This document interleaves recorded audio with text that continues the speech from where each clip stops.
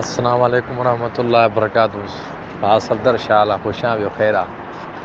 सुबुह जो ख़्वाब थो ॾिसां पियो त तव्हां जेको आहे सो वफ़ात फ़रमाए विया आहियो, पर तव्हां जेको वफ़ात आहे न, तव्हां माना मुस्कुरायो बि था, अखियूं बि चोरियो था, पर डॉक्टरनि जे चवण मुताबिक़ तव्हां वफ़ात करे आया आहियो।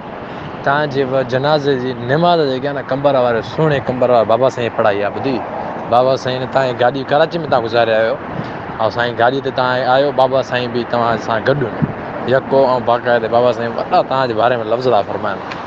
माशाअल्लाह, राति जो ख़्वाब ॾिठो मां फ़क़ीर साईं खे ॿुधायूं ॿुधो तव्हांजी जनाज़े निमाज़ साईं बाबा साईं जन कंबर वारनि पढ़ाई आहे। वालेकुम अस्सलाम। अल्लाह बाबा, बसि इहा महिरबानी थींदी इंशाअल्लाह ताला। यार पक असांजो अमल कोन्हे, असां इन जे लाइक़ु न आहियूं, पर यार महिरबानी कंदो किरणनि जे मथां। अल्लाह छल तव्हांजो ख़्वाबु सचो थिए।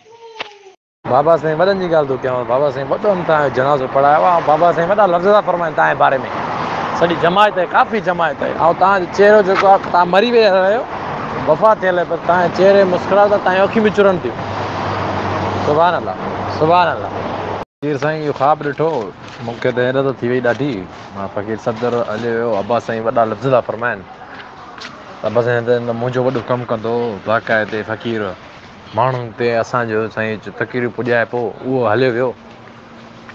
जमायत में अनोखो फ़क़ीर हो, अनोखो फ़क़ीर हो। हक़ीक़त ॿुधायां मां तव्हांजो, त छो त तव्हां अक्सर करे मां ॻाल्हाईंदो न आहियां, घणो कॾहिं कॾहिं क़िस्मत सां 2-3 महीने सलाम कंदो आहियां। अॼु मैसेज कयो आहियां पाण जंहिं महिल मां तक़रीबन जुमे नमाज़ पढ़ी सुम्ही पियुमि, सुबुह जो ख़्वाबु ॾिठो, जुमे नमाज़ पढ़ी सुम्ही पियुमि मां। फ़क़ीर जंहिं हाणे मोबाइल खईं, तव्हां मां मैसेज कयो आहे पाण, त इहा महिरबानी आहे न।